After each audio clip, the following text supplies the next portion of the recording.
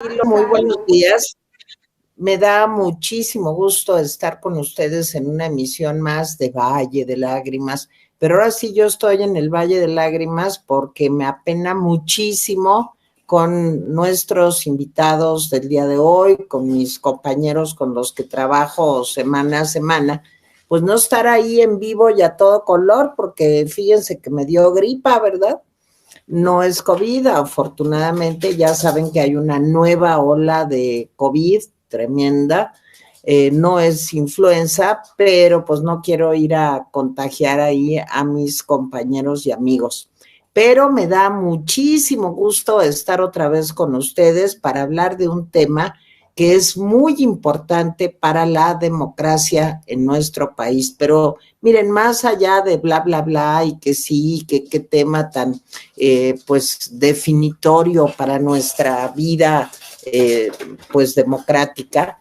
El asunto es que de veras, si ustedes quieren imaginar un México pues autoritario, en donde haya una actitud pues de una concentración de poder en manos del presidente o la presidenta, pues estamos muy cerquita de llegar a eso. Si no, pues tenemos una conducta más activa y más presente en este tipo de temas y de asuntos que tienen que ver con la libertad y con los derechos humanos. Bueno, y justo para dejar yo de echarles este rollo, pues tengo dos grandes invitados el día de hoy. Está con nosotros Cecilia Soto, querida amiga, ex candidata a la presidencia de nuestro país, ex embajadora de nuestro país en Brasil, y una mujer feminista con un activismo pues de toda la vida. Mi querida Ceci, ¿cómo estás? No sabes cómo lamento no estar ahí para poder darte un abrazo y un beso. ¿Cómo estás? Estoy bien, estoy esperanzada, estoy animada, veo que los resortes de resistencia de la sociedad están muy activos. Así que estoy contenta y muy contenta de estar aquí. Y te agradezco muchísimo que hayas aceptado la invitación. Y también está con nosotros un hombre a quien también quiero y admiro, Juan Francisco Torres Landa, abogado, pues un hombre con una trayectoria académica como abogado, pues como activista también, y que ha participado en muchas luchas pues que tienen que ver también, como decía yo, con Ceci, en el caso de Ceci, con la libertad y los derechos humanos. Juan Francisco, ¿cómo estás? Muy bien, Tere, aquí extrañándote, pero además con la compañía de mi amiga Ceci y de todo el equipo. Estoy seguro que va a ser un día muy bueno. Yo te veo muy bien, no sé cómo te sientas tú, pero de acá se te ve muy bien. Pues miren, me veo bien, lo que tengo es como tantitas flemas, pero fíjense que aunque se sienta uno bien, Juan Francisco, mejor no estoy ahí para no contagiarlos. En fin, vamos a estar con un cubrebocas electrónico, estoy con todos ustedes. Bueno, a ver, el domingo pasado hubo una manifestación, un grupo de mexicanos, de mexicanas que se reunieron. Yo desgraciadamente ya estaba con lo de la gripa y no pude estar ahí, pues a las puertas del Instituto Nacional Electoral, justamente pues para pedir, para exigir al INE, pues que la decisión de cuántos diputados serán otorgados entre los plurinominales a cada uno de los partidos políticos sea una decisión apegada a la Constitución y correcta. Creo que es un tema complicado, Juan Francisco. Me parece desde mi ignorancia que los señores del oficialismo están nada más leyendo como una partecita del artículo constitucional que les conviene y que daría como resultado, a ver si me explicas por favor esto, pues que el Partido Verde se volviera la segunda fuerza política de este país por obra y gracia de la sobrerepresentación. O sea, sabemos que ganó Morena, en segundo lugar quedó el PAN, pero lo que es muy desconcertante es que de acuerdo a lo que quiere hacer Morena, resulta que el Partido Verde se convertiría, repito, en la segunda fuerza política de México. ¿Cómo está eso, Juan Francisco? Y tú que eres abogado, explícanos. Si lo apuntas bien, Tere, incluso ahorita en la antesala con Ceci estábamos comentando que esto no es un tema advenedizo.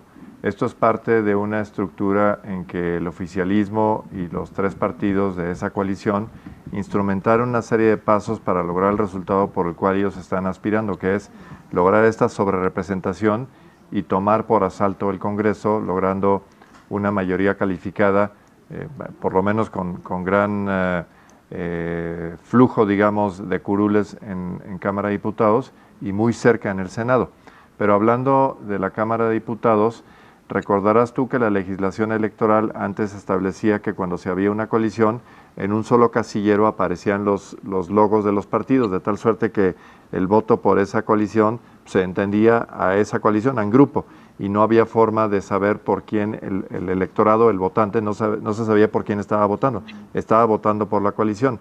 Y era el convenio de la coalición el que distribuía, se llama trasvase, o distribuía los votos en forma opaca, porque pues el electorado no estaba realmente decidiendo por quién estaba votando y ellos distribuían a contentillo cómo se hacía esta forma de distribución de votos.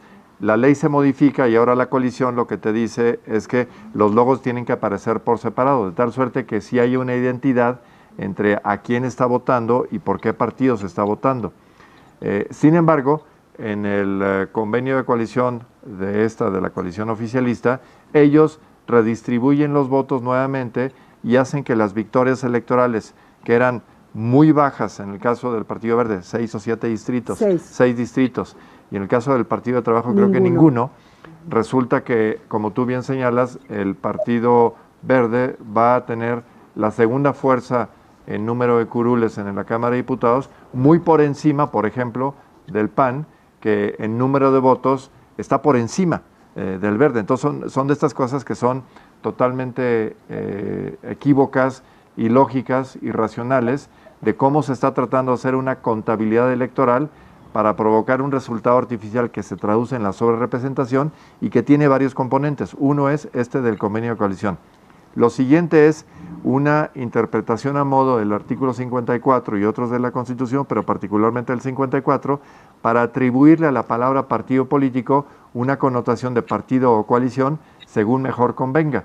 Es decir, ellos en la fracción quinta dicen que se debe entender que ahí la palabra clave es partido para que la sobrerepresentación, que es un tope del 8%, se les dé a cada uno de los tres dentro de la coalición, mientras que en la fracción primera, cuando habla de partido para efectos de registrar candidatos uninominales en al menos 200 distritos, ahí se entiende que debe decir también coalición, porque si fuera solamente partidos, el único que calificaría sería MC, porque los demás acudieron en forma de coalición. Entonces, esta interpretación a modo es con la que estamos, digamos, en pugna, y fue materia de muchos estudios, y entre otros de la promoción del escrito, de la alerta, digamos, que se presentó el domingo ante los consejeros del INE, en este acto, digamos, de apoyo ciudadano al estudio que se hizo por varios funcionarios, incluyendo ex presidentes del INE. Leonardo Valdés fue el orador principal y se presentó el escrito de esta manera. Así es que estamos haciendo valer que efectivamente no haya un trasvase de votos, no haya un abuso de interpretación y sobre todo que no se violente una cuestión esencial, que está en diarios de debates, está en exposición de motivos y está ahí dentro de la Constitución. Y es que no se puede permitir que una fuerza política pueda modificar unilateralmente la Constitución. Eso es el tema de fondo, y algo con lo cual no podemos permanecer sentados, apáticos o indiferentes, porque se nos va el país de por medio. A ver, Ceci, déjame ver si logré comprender bien. Me gustaría que tú me ayudaras a tratar de entender esto bien. hay 500 diputados, ¿no? En la Cámara de Diputados. Y tú has sido diputada varias veces. Bueno, hay 500 diputados. 300 son de mayoría, ¿sí? Bueno, y luego hay 200 que justamente esta fórmula de que hubiera diputados plurinominales se creó con el objetivo de darle voz a las minorías. O sea, es, yo diría que una parte fundamental de cualquier democracia, el que las minorías puedan tener voz y participar y plantear sus puntos de vista. Pero de acuerdo a lo que quiere hacer Morena y el oficialismo, y hablo aquí tanto de López Obrador como de la señora Sheinbaum, porque los dos están trabajando para el mismo objetivo, lo que quieren hacer es que las minorías no tengan representación, porque realmente para poder conseguir lo que ellos están planteando, tendría que valer más el voto de Morena que el voto, por ejemplo, pues de Movimiento Ciudadano o del PAN. Yo he oído esto con enorme preocupación. ¿Cómo está eso, Ceci? Y tú has sido diputada y tienes mucha experiencia en esto. ¿Vale más, de acuerdo a Morena, el voto por Morena que el voto por el PAN o por el PRD o por MC? Cuéntanos. Bueno, muchas gracias. Según el arreglo que quiere el presidente de la República, en efecto, el voto de Morena vale más que el voto de otros partidos. Y eso es violatorio del principio constitucional que plantea un voto, un ciudadano. Es decir, la maravilla de la invención del voto, ¿no?, que es una invención civilizatoria, es que iguala a los ciudadanos. El ejemplo clásico que se da aquí en México es que el voto del ingeniero Slim vale lo mismo que el voto del más pobre de los ciudadanos. Eso es, digamos, el principio elemental. Desde la Carta de Derechos Universales en 1948 se planteó que el derecho a la autodeterminación de los pueblos es un derecho humano, y la manera en cómo los pueblos se autodeterminan en la mayoría de las veces es a través del voto, ¿no? Entonces, el voto ya no solamente es un derecho cívico o un derecho político, sino es un derecho humano. Y nuestro país, en el artículo 1 constitucional, planteó como, digamos, como el núcleo del artículo 1 constitucional y que recorre toda la Constitución, es que los jueces, cuando deciden, tienen que hacerlo con la lupa del principio pro persona, aquello que sea mejor para la persona. Entonces, cuando se plantea que el voto del oficialismo es superior al voto de la minoría, se está violando un derecho humano. Ahora, déjame quitarle la palabra minoría, porque la gente dice, pues, minoría. No. Cuando se vota en un distrito uninominal, vamos a imaginar un distrito muy peleado, un distrito en la Cuauhtémoc, en la colonia, en la alcaldía Cuauhtémoc de la Ciudad de México. Y vamos a ver que ahí compitieron la coalición de Morena, la coalición de la oposición y MC. Y vamos a ver que quien tuvo más votos ganó con el 35% de los votos. Y suponte que haya sido la coalición de Alessandro Rojo de la Vega. Entonces, el 65%, ¿sí?, 65% de los ciudadanos de ese distrito votaron por otro. Ahí no es una... O sea, ahí ganó el que tuvo la mayoría relativa, pero ignora a la mayoría del distrito. ¿Sí me entiendes? Entonces, sí. Cuando hablamos de mayorías, y minorías, en este caso pueden ser minorías muy representativas. Puede alguien haber ganado un distrito por el 51% y el 49% se queda sin representación. Entonces, ¿qué plantea la Constitución? Que se inventa o se trae de otras experiencias internacionales las diputaciones de representación proporcional y dice la Constitución, que la representación en la Cámara, sea lo más cercano posible al resultado electoral. Y este principio lo recoge el INE. En su acuerdo del 7 de diciembre de 2023, plantea por escrito que la asignación de diputaciones plurinominales será con el propósito de que la representación en la Cámara de Diputados represente lo más cerca posible a la votación. Y la votación en la Cámara de Diputados fue 54.3 para la coalición de Morena y no sé si 42 o 46, Juan Francisco. 42. 42 para nosotros. Entonces no es cualquier minoría. Es 46 y sumas MC. A 46 y sumas a MC. ¿No? Entonces es un dato muy importante. Es decir, entre la votación a Claudia Sheinbaum y la votación a la Cámara de Diputados hay 5 millones. 5 millones de personas que no le dieron el voto a Morena en Cámara de Diputados. Se lo dieron como presidenta, muy bien, pero no se lo dieron. Entonces, no es cualquier cosa, no es cualquier minoría, ¿no?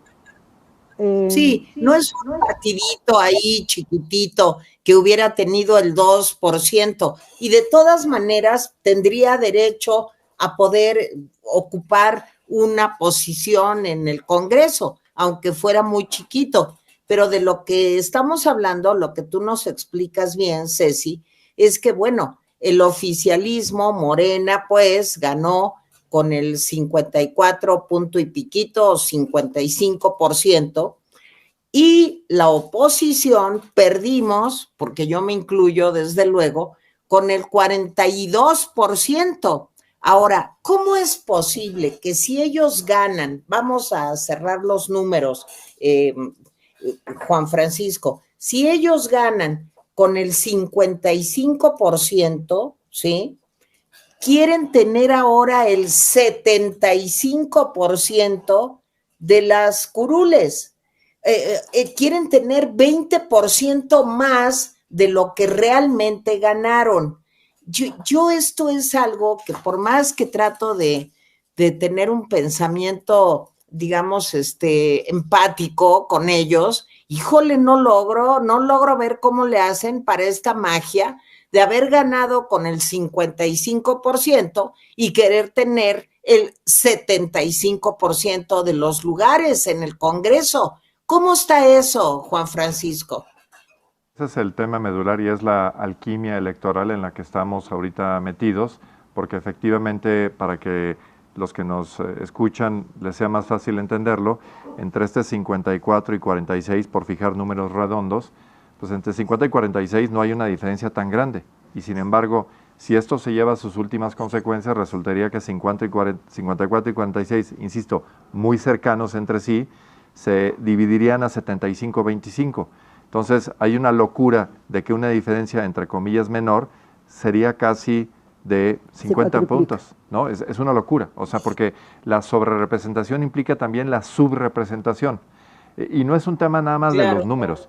Lo que está de por medio, y eso es lo que tenemos que hacer, es entender a propios y ajenos, que este movimiento, este delta entre 75 y 25, no es solamente vulnerar ese derecho humano de respetar la voluntad del electorado, sino además que en virtud de esta distancia, lo que haces es que eliminas los diques para controlar la arquitectura de nuestro país, la arquitectura constitucional.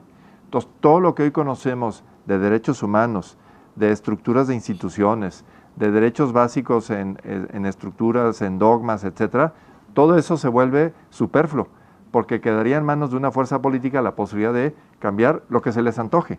Ya no solamente son las reformas del 5 de febrero, ahí cabe todo lo que se les ocurra.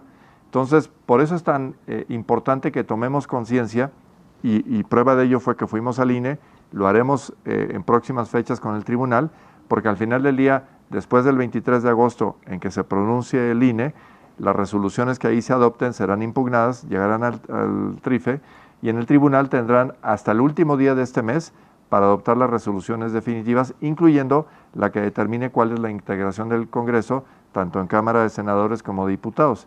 Y eso escribirá la historia de qué es lo que pasa en el país, muy probablemente ahora en septiembre. Entonces, la ciudadanía tiene que tener suma vigilancia y suma participación en hacerle ver a los funcionarios del INE y posteriormente a los magistrados del TRIFE incompletos, porque son 5, es que en sus manos está la historia del país.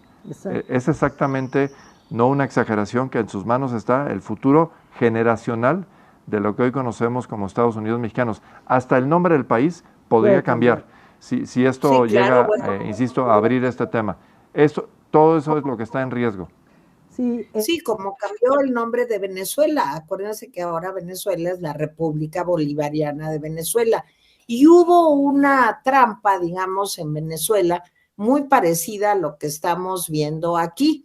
O sea, se cooptó pues al instituto electoral de aquel lugar, que se llama Comisión Nacional Electoral en Venezuela, se cooptó a los tribunales, se descabezó al Poder Judicial. En Venezuela lo han hecho, digamos, como de manual, y ahora pueden hacer prácticamente el señor Maduro pues lo que le dé la gana, que finalmente, Ceci, es un poco el propósito de esto, ¿no? O sea, si ellos consiguen el 75% de los escaños, pues lo que va a suceder es que van a poder, sin necesidad de dialogar, de establecer acuerdos, de buscar consensos, hacer exactamente lo que les dé la gana. Carlos lo diría bastante, Carlos Alarraqui lo diría bastante mejor que yo,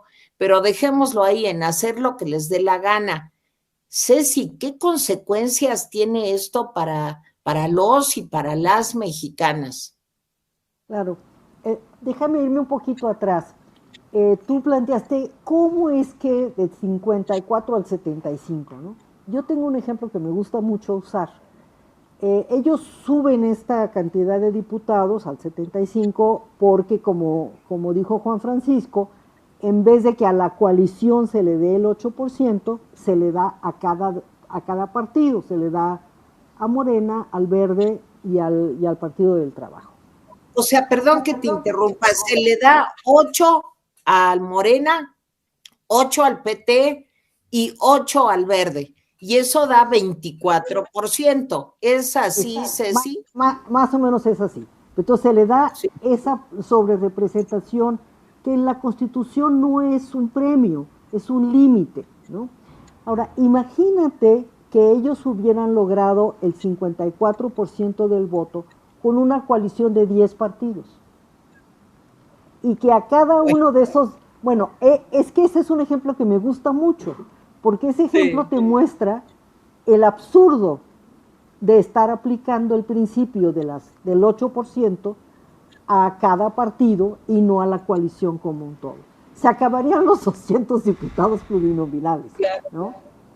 Entonces, bueno, esa es una cuestión muy importante. Segundo, yo creo y comparto contigo que en efecto es un paso más a la venezolanización de México.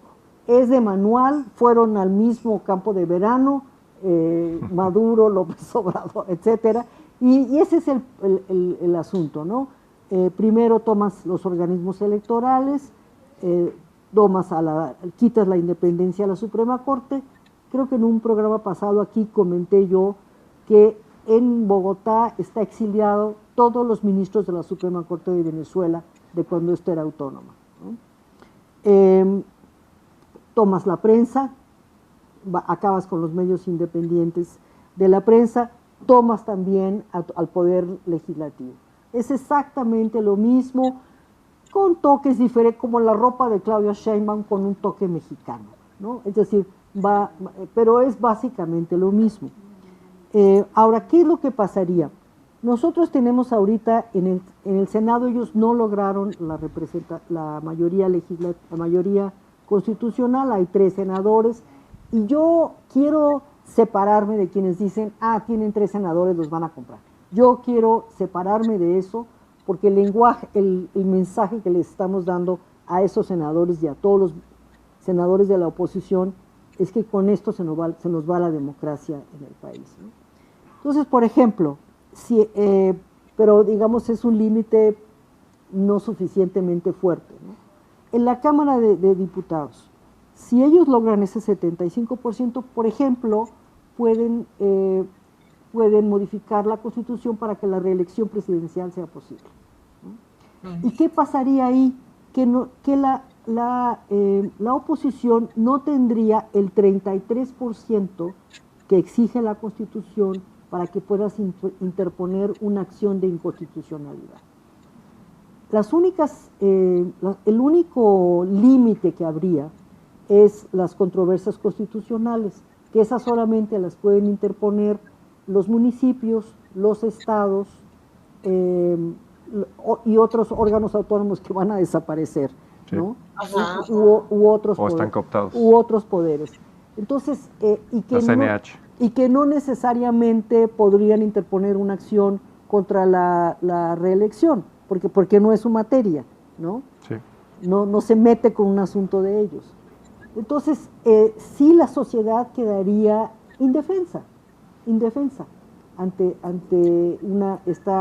ante la dictadura de la mayoría. Pero además contra reformas constitucionales no hay muchas herramientas posibles. Además no hay. Cuando hay modificaciones legales, el contraste es esta reforma invade o contraría la Constitución, entonces ahí está el análisis. Pero si tú tienes una fuerza que puede modificar la Constitución, ya no hay defensa.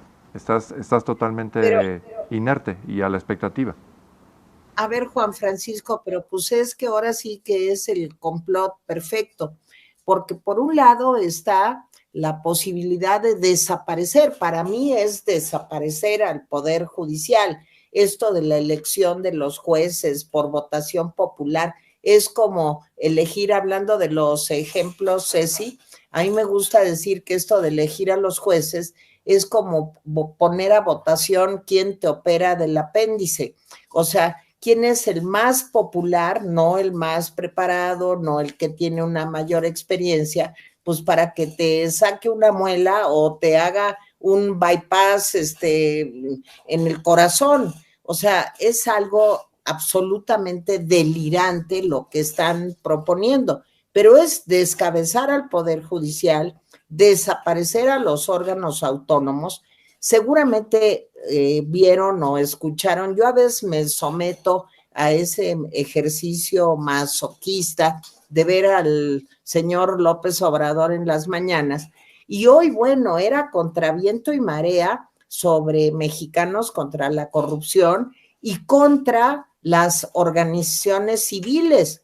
Es algo que le molesta también. Entonces, Juan Francisco, cuando ya no hay división de poderes, cuando el poder legislativo está cooptado, cuando no hay equilibrios, contrapesos con los órganos autónomos, cuando las organizaciones civiles se quieren desaparecer, pues esto se parece mucho a lo que yo conozco como dictadura. ¿Estamos en ese camino, Juan Francisco?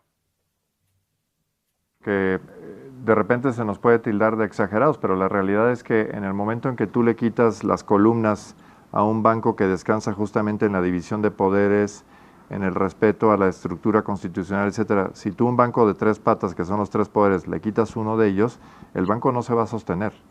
Y en este caso lo que está sucediendo es que de las 3 columnas se está quedando una sola y las otras están quedando como satélites y de alguna manera supeditados al capricho del Ejecutivo.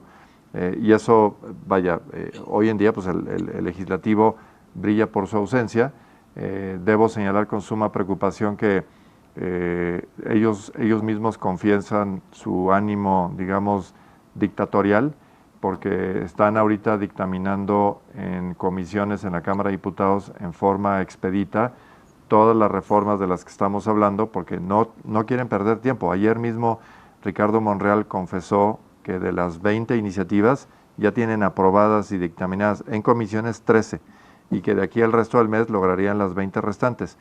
Ayer también dijo que el día 2 de septiembre, es decir, un día después de la instalación, presentarían a pleno las iniciativas que estén listas para ser votadas. O sea, pese a que la misma Claudia Sheinbaum ha dicho, no, vamos a primero nada más a concentrarnos en algunas. En la judicial. Pues no, ayer mismo dijo públicamente en una entrevista en televisión que tienen 13 y van a presentar varias de ellas. Incluyó la judicial, sí, pero no descartó otras más. Entonces, este tema de que nosotros estemos preocupados porque a lo mejor no, nada más hay que escucharlos. Ellos nos están diciendo exactamente lo que va a suceder. Ellos dan por descontado que tendrán la mayoría calificada en diputados, que podrán pasarlas en forma expedita y que tan pronto como en una semana o en un plazo breve estarán pasándose al Senado. Es decir, ellos lo que quieren es dar esta ofrenda al Tlatuani para que en su último mes de mandato, de reinado, se lleve sus medallas, ¿no?, de destrucción al país y de cambio de régimen. Yo decía incluso que la frase de su cuarta transformación encontraría nicho en que efectivamente estaríamos ya en un cuarto régimen constitucional, claro, en el cual ellos determinen unilateralmente qué tipo de país seamos, incluyendo el nombre, si hay o no reelección, si nos volvemos un país centralista, si desaparecen órganos, si desaparecen poderes, yo qué sé, pues ya en el momento en que esa batalla se pierde y la cortina de una presa se fragmenta, el agua fluye, claro, y ya no hay forma de detenerla. Entonces, ¿qué tantas reformas pueden hacer? Pues las que determinen, porque no habría ningún tipo de freno posible. Y por eso es tan delicado lo que estamos viendo, porque sí es una cuestión que puede ser transgeneracional y en la cual ninguno de los que estamos aquí podríamos ver un regreso a un país en el cual hubiera balances, protecciones, libertades, etcétera. Derechos humanos, como tú bien señalabas. Todo eso se desvanece ante esta posibilidad. Oye, Ceci, tú has sido embajadora de nuestro país en Brasil, tienes experiencia, por lo tanto, en temas, perdón, de comercio exterior, de relaciones pues bilaterales con distintos países. Cuéntame, ¿cómo se va a leer esto si sucede esta situación apocalíptica de la que estamos hablando ahora? ¿Tú crees que esto no va a afectar la situación económica de México? Más allá, para mí lo más importante, como decía Juan Francisco y como lo decías tú, pues son los derechos humanos, las libertades, en fin. Pero veamos también otro ángulo, el ángulo económico. ¿Cómo ves esto? ¿Tú crees que va a haber certidumbre en nuestro país como para que venga el famoso nearshoring, como para que haya inversiones en México, cuando nada está, digamos, asentado en reglas claras, sino es lo que a mí me dé la gana, presidenta de México? ¿Cómo ves eso, Ceci? Las consecuencias de este panorama que plantea Juan Francisco con mucha claridad es que la única autocontención del próximo gobierno es o algún sentido de prudencia que pudiera tener Sheinbaum o los mercados internacionales y las empresas. Es el único sentido de autocontención, ¿no? Porque ya no tendría estas limitantes institucionales. Ahí nos puede dar incluso más información Juan Francisco, que está más en contacto con las empresas, pero las empresas están mandando sus informes confidenciales, sobre todo las empresas que evalúan riesgo, estaba hablando en portugués, que se habla riesgo, a las empresas, y el asunto es que tú no puedes tener no puedes tener confianza si no puedes si no hay ningún mecanismo en las leyes internas que planteen que puedes defenderte. Una de las cosas que cambian con el Telecán y que sigue presente en el TEMEC es que las empresas internacionales son consideradas iguales que las empresas nacionales ante la ley, ¿no? Ante la ley. Lo cual es algo que yo creo que ellos van a querer cambiar. De hecho, este cambio al Poder Judicial es inaceptable para el TEMEC, ¿no? Es inaceptable para el TEMEC, no choca con el TEMEC. Entonces, mira, hay un ejemplo que a mí me parece muy interesante. Cemex tenía inversiones muy importantes en Venezuela. Tenía plantas y tenía barcos transportadores, ¿no? La empresa veía con problema, ¿no?, cómo se iba teniendo una política de nacionalizaciones en Venezuela. Entonces,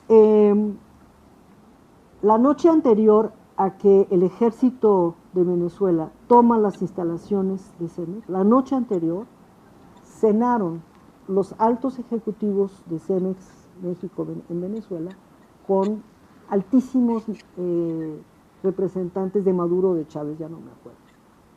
Una cena muy amable, muy gentil, donde se les decía que todo iba a estar muy bien. A las 7 de la mañana estaba el ejército tomando las instalaciones, ¿no? Entonces, claro, yo creo que yo no entiendo lo que quiere hacer López Obrador, pero si yo fuera presidenta y tengo 6 años adelante, ¿por qué voy a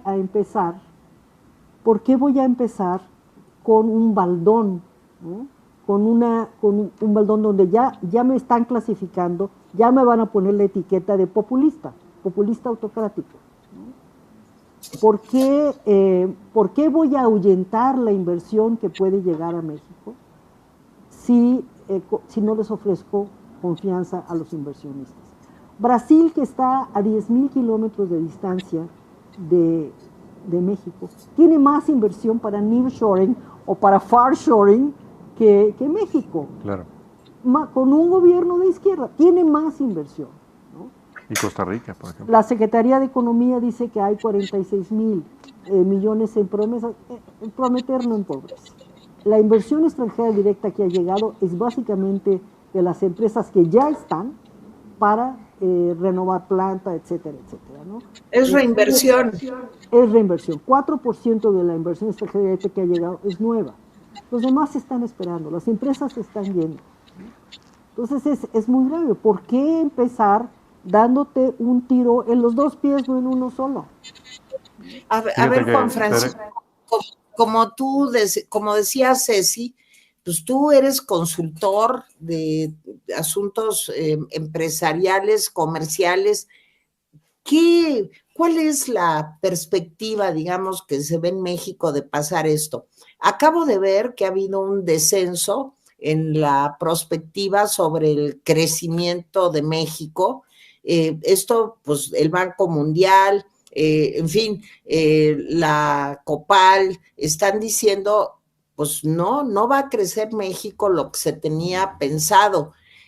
Y creo que de consolidarse este asunto de la sobrerepresentación, pues vamos a estar en problemas serios por el déficit, por la deuda, por el desastre de Pemex y porque ahora pues no habría certeza jurídica para las inversiones.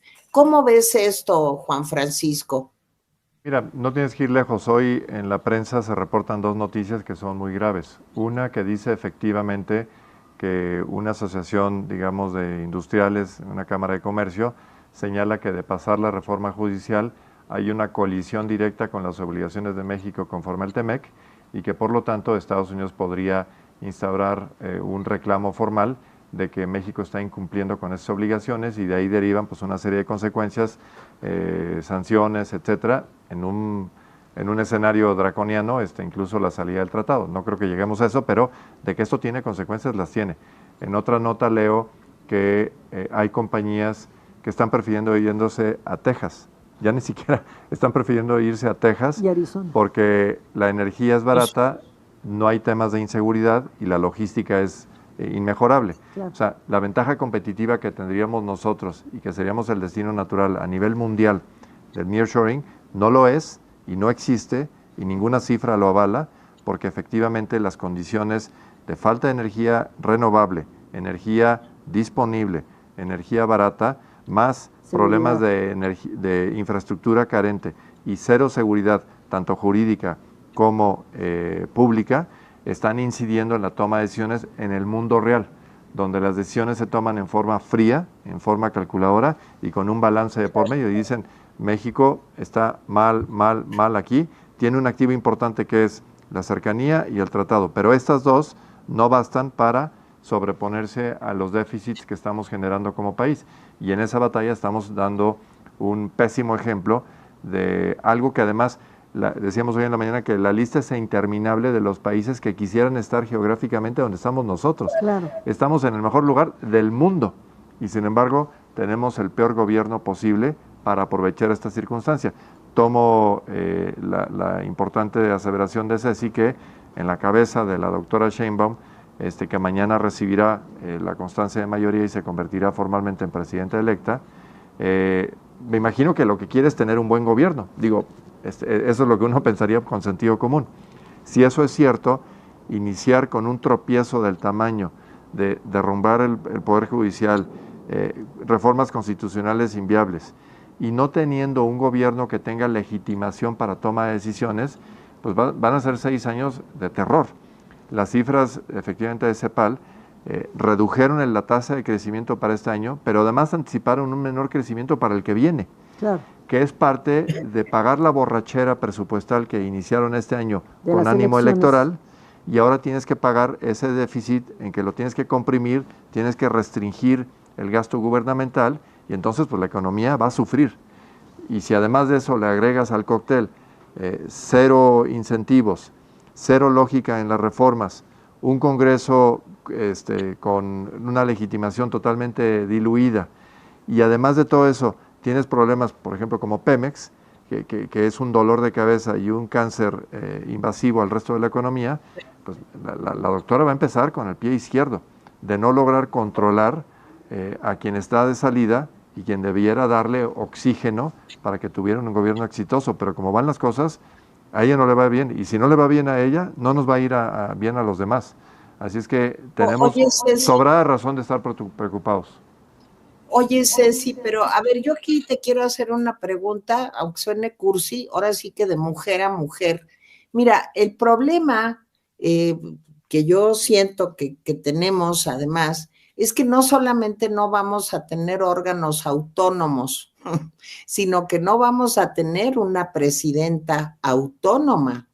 Ese es el verdadero problema, porque yo no puedo comprender cómo una mujer que dice que pasó por una universidad, que tiene un posgrado en California, que es ilustrada, que conoce el tema ambiental, no tiene ni siquiera un poquito de pensamiento autónomo. Y lo que ha hecho hasta ahora es seguir una y otra vez los mandatos de su jefe, de su patrón. A mí esto como mujer, pues también me preocupa mucho, me preocupa como mexicana, independientemente de que sea yo mujer, pero como mujer yo me siento tan traicionada de que una mujer así sea la primera mujer presidenta de México. ¿Qué tiene digamos, ejemplificador el que una mujer que solamente sigue instrucciones, qué tiene de ejemplar, que es la palabra correcta, que una mujer así llegue a la presidencia de México, capaz de destruirlo todo por la ambición? ¿Cómo ves esto, Ceci? No sabemos si es la ambición de ella. Yo comparto la desilusión. Yo hace bastante tiempo que dejé de ser mujerista. O sea, que llegue quien sea, pero que sea mujer. No, no, no, no. Eso yo dejé de ser hace tiempo para ser feminista, ¿no? Y entonces, Claudia repite el modelo de elección de las mujeres en el siglo pasado, ¿no? Donde mujeres potentes o no potentes llegaban gracias al papá, gracias a Nehru, gracias al esposo que mataron, etcétera, etcétera, ¿no? Entonces, ese es exactamente el mismo patrón. Me reclaman las mujeres de Morena que estoy siendo injusta con Claudia porque estoy quitándole méritos. Bueno, la verdad, ella no hubiera llegado si no hubiera sido por la mano del presidente López Obrador. Y uno diría, bueno, ok, llegó, como llegó Indira, por ejemplo, llegó, ok, pero luego desarrolló una identidad propia. No estamos viendo eso. Estamos viendo, como dices tú, un abrazo a las peores políticas de López Obrador. En lo único que hay, digamos, una chispita de diferencia es en la elección de alguno de los integrantes de su gabinete. Es un gabinete paritario en el sentido que es la mitad de López Obrador y la mitad de ella, ¿no? El tema de género no tiene la menor importancia. Entonces, hay algunos personajes que tienen mérito, ¿no? El doctor Kersenovich además de ser un gran médico, es un gran gestor. No sé, esta ingeniera que llegó allá a la CFE, tiene méritos técnicos, no sé si pueda tener los méritos para dirigir una empresota como es la CFE, y algunos otros, pero no veo en Claudia un deseo de plantear un camino propio. No lo veo que comparte la cuestión del Poder Judicial, comparte esta propuesta de quitar los diputados plurinominales para que solamente esté representada la fuerza mayoritaria. Y esto es grave, es desilusionante como mujer, ¿no? Es desilusionante que una mujer plantee que millones de mexicanos no caben en su proyecto, ¿no? Que somos hijos de Maximiliano, que somos traidores a la patria, que eso fue lo que dijo en su campaña. Bueno, yo realmente lo único que veo es la repetición de las peores inercias del machismo mexicano. Oigan, yo antes de pedirles una conclusión final, yo quisiera que mi querida Dalia, que sé que está por ahí, nos diga qué dice, ahora sí que el público bonito que nos acompaña. Mi querida Angelita, ¿qué pasó, Dalia? ¿Cómo estás? Felicita, Angelita, esperando que te recuperes pronto para vernos aquí. Pero ahora sí tenemos muchísimas preguntas del público, entonces si quieres empezamos a leerlas para que las respondan. Primero María Gémez nos manda una aportación, muchas gracias, y comenta: jueces, ¿cuánto dinero por traicionar a la patria? Orte HM40 comenta: los ciudadanos que verdaderamente amamos a México no nos vamos a rendir. Iván Hernández comenta: la decisión más salomónica que el INE puede tomar es darles el 8% a las coaliciones y a MC y que entre ellos se hagan pedazos desde Brownfields, Texas. También René Siller comenta que si el Trife vota a favor de la secta, el verdadero pueblo bueno y sabio, nos haremos cargo de que queden registrados como los traidores a la patria. Ileana Moorman pregunta: ¿podemos acusar al tribunal de traición a la patria? A ver, Juan Francisco. No, digo, yo creo que obviamente tenemos que generar una enorme visibilidad sobre lo que pase tanto en el INE como en el tribunal. Hay obviamente el acto del domingo pasado, está en curso este proceso de recabar firmas para el amicus curiae, este escrito que se va a presentar en un par de días ante el tribunal para precisamente hacerle ver que la ciudadanía está muy pendiente de lo que vayan a hacer y de que no vayan a cometer un suicidio colectivo, y utilizo la palabra suicidio colectivo porque mucho de lo que haga ese tribunal va a generar el futuro del propio Poder Judicial, del cual el tribunal es parte. Entonces el Tribunal Electoral puede cometer una pifia histórica y anticonstitucional, antisistemática, pero que puede traer como consecuencia la muerte del Poder Judicial. O sea, ellos pueden ser los responsables dentro del poder de darle muerte al propio organismo en el cual cohabitan y habitan, ¿no? Entonces, no es un tema menor. Este tema de traidores a la patria, pues, vaya, se podrán hacer muchos señalamientos.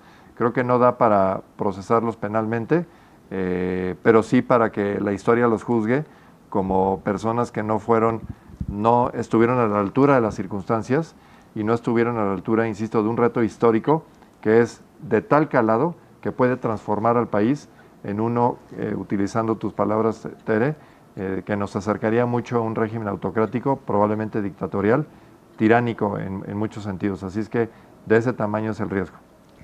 A ver, así es, Juan Francisco. A ver, Dalia, te oímos. O Ceci, ¿querías comentar algo más? Lo que quiero comentar es que la gente dice, bueno, ¿qué podemos hacer? Uno, firmar el amicus curiae, no sé, Juan Francisco, si lo pusiste. Sí, y ya lo están poniendo en varios programas. El amicus curiae, que es muy importante. Y hay otra iniciativa en la que estamos acompañando a Xóchitl Gálvez, que es hacer juicios JDCs, juicios de defensa de los derechos cívicos, o no me acuerdo cómo se llama, pero es una figura legal en donde los ciudadanos personalmente acuden al Tribunal Electoral diciendo, violaron mi derecho. Yo voté porque hubiera 44% de representación o 42% de la minoría y no está. O incluso de Morena, yo voté por Morena y resulta que el diputado va a ser del Verde. Entonces vamos a poner ese juicio, no se puede interponer sino hasta que se haga la asignación de diputados, pero no es un juicio contra esa decisión. Entonces también lo vamos a poner aquí para que la gente lo firme y lo lleve, vamos a hacer un formato muy sencillo, lo lleve a las juntas del INE. Y el INE se lo va a entregar al Tribunal Electoral.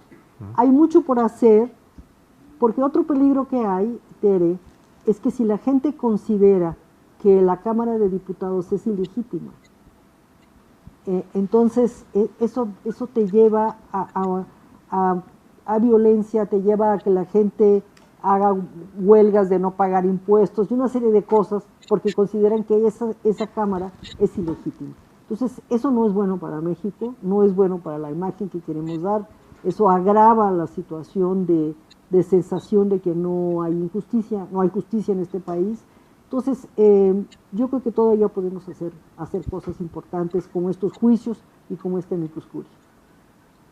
A ver, Dalia, ¿no nos quieres explicar, Angelita Bonita, el QR que está apareciendo en la pantalla para que puedan firmar contra la sobrerepresentación las personas que nos están viendo? Ayúdanos con eso, Dalia. Teresita, es muy fácil. Si quieren firmar esta petición en contra de la sobrerepresentación, abran su celular, ponen la cámara y sobre el código QR lo toman y les va a salir un link. Ahí le dan clic y los va a llevar hacia esa petición. Pueden ahí firmarla, les toma 30 segundos, es muy fácil. Entonces, de nuevo, con su celular lo muestran hacia el código QR con la cámara, les va a abrir la página y firman la petición. Tenemos muchas más preguntas, Teresita. ¿Continuamos con ellas? Claro, hasta que nos corra rosca. Raquel Parra pregunta, ¿y se puede fincar responsabilidad al Senado por no nombrar magistrados, al igual que a la TADEI y a la Secretaria de Gobernación? A ver, Juan Francisco, ahora sí, pregunta. A Juan Francisco. Bueno, nuevamente hay que ver si esto cae en el rubro, digamos, de interpretación y que sea una interpretación fallida, o si efectivamente se vuelan la barda y transgreden, digamos, inclusive límites de racionalidad, para ver si los podemos denunciar. Pero eso se puede convertir en un tema, digamos, anecdótico, por decirlo de alguna manera, porque de cualquier forma no va a impedir que el camino siga adelante tanto a nivel del INE como del propio tribunal. O sea, aquí de lo que estamos hablando es que tienen que actuar con racionalidad, tienen que actuar escuchando las distintas voces que ya se han pronunciado de hasta dónde cabe la interpretación del 54, cómo debe configurarse una cámara racional, de qué manera hay que conciliar los distintos intereses y que pronuncien algo, insisto, que sea lógico, porque cualquier denuncia y cosa que se haga hacia el futuro deberá hacerse si se comete algún abuso, pero no va a detener la maquinaria de funcionamiento del Congreso. Esa es la triste realidad. Oye, Ceci, yo aquí interrumpo a Dalia un momentito, pero te tengo una pregunta. Tú fuiste a entregar al INE este documento, en fin.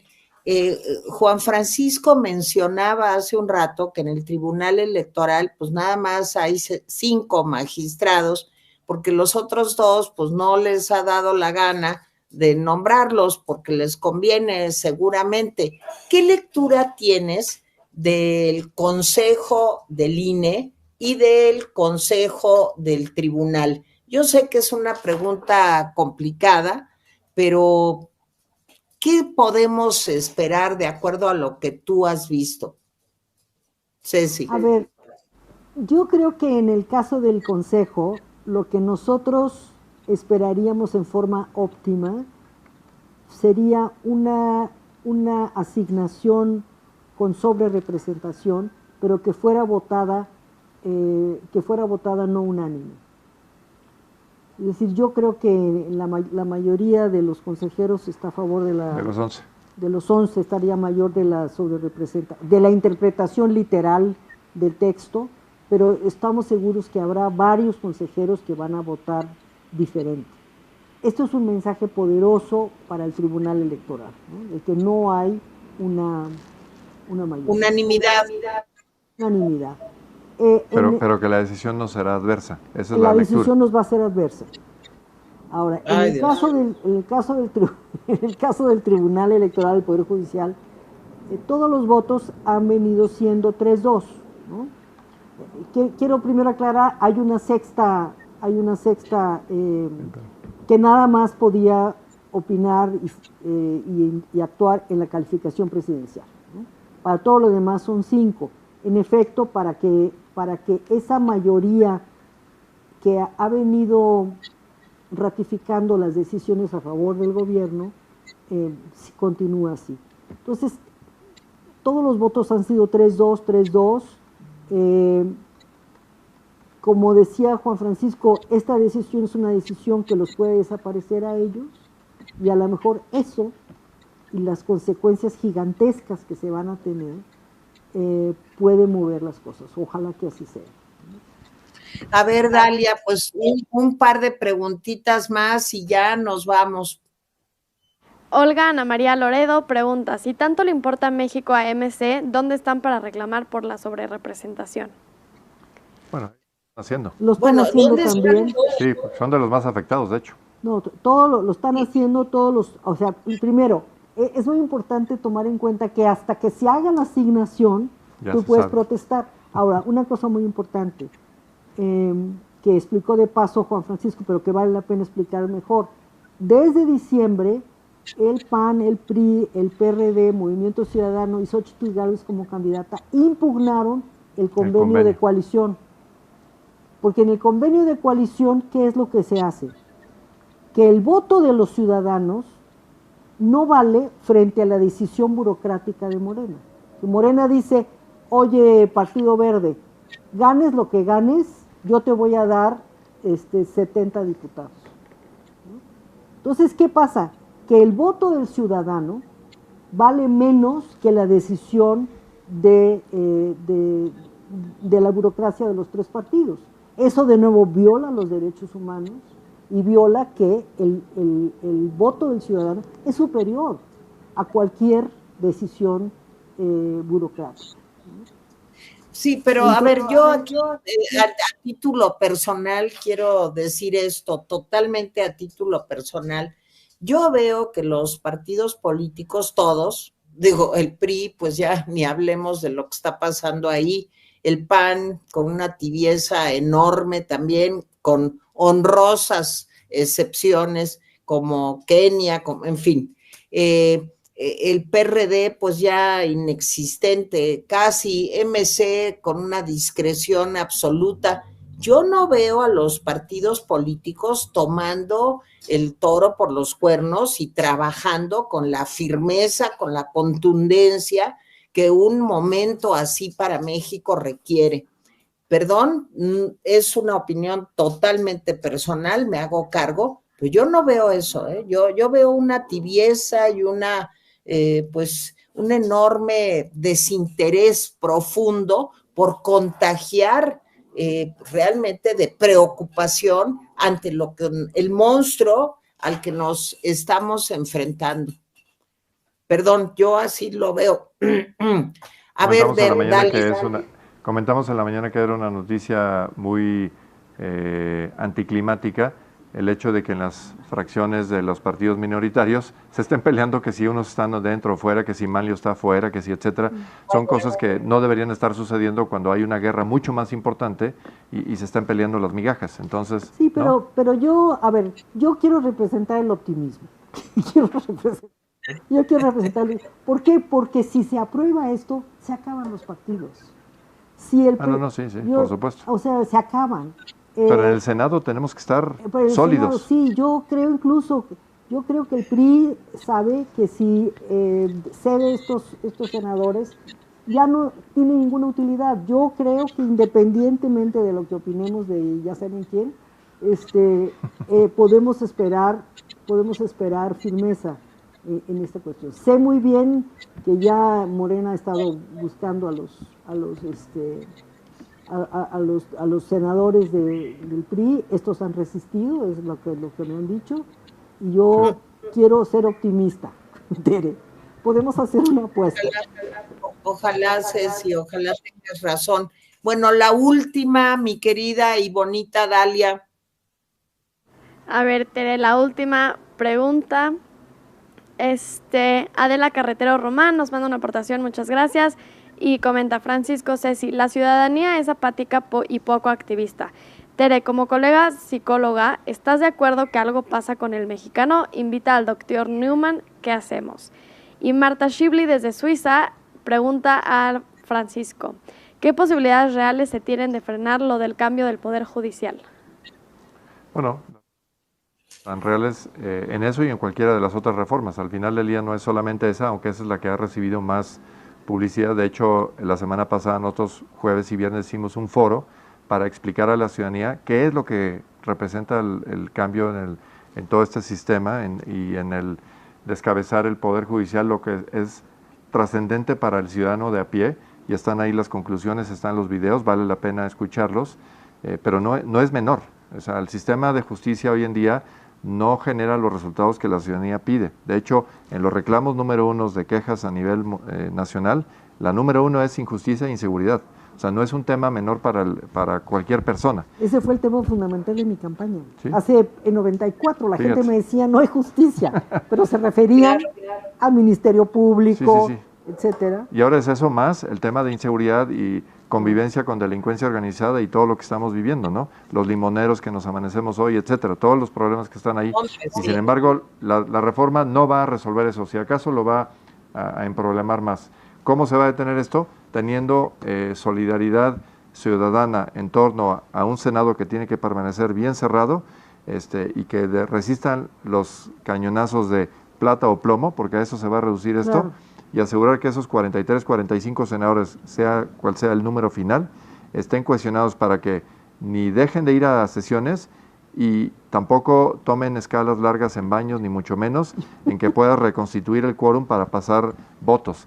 A ese nivel de cuidado tendremos que resistir el mes de septiembre para que después se inicie un nuevo gobierno y quizá con una fisonomía de largo plazo se entienda que es sano para una república discutir y negociar y avalar cuestiones que valgan la pena y otras no hacerlas. Claro. Pero tenemos que pasar el tránsito de septiembre. Yo digo que es el mes de la patria. Espero que no sea el mes de la nueva patria. Ojalá que no sea ese el caso. Ceci, un comentario breve, final, para ya despedirnos. Y aparte, qué bueno que sea el tuyo el comentario final, porque Juan Francisco y yo somos más pesimistas, pero queremos un comentario optimista. Primero, participen. esto que vimos, coméntenlo con sus amigos, compañeros, familiares, quítenle sobre representación y pónganle agandalle. Agandalle, que es tomar por la fuerza lo que no te pertenece. Entonces, evitemos el agandalle de Morena a través de una exhibición de lo que eso significa y subir la apuesta de que si lo hacen, pues están dando un tiro en el pie y el nuevo gobierno empezará de la peor manera posible. Entonces, en nosotros está el poder, son los derechos nuestros, de nuestro voto, lo que se puede violar. Hagamos esto imposible a través de nuestra participación. Bueno, pues yo le quiero mandar un abrazo a todos los que participamos, a mí misma también me doy un abrazo, a todos los que participamos de una u otra manera en el Frente Cívico, en UNE, en las organizaciones civiles que pues están haciendo un trabajo muy importante para unir a la ciudadanía, un poco retomando la pregunta del público que comentaba Dalia, pues creo que Marea Rosa no es un asunto que llegó y se fue, es algo que tenemos que trabajar, que cultivar, que hacer crecer todos los ciudadanos que creemos en la democracia en México. Y bueno, pues yo me siento muy contenta por haber tenido estos invitados de lujo el día de hoy. Cecilia Soto, te quiero, te admiro, igual Juan Francisco Torres Landa, aparte me encanta tu saco, Ceci, que está padrísimo. Ese ya es un comentario de moda también para finalizar.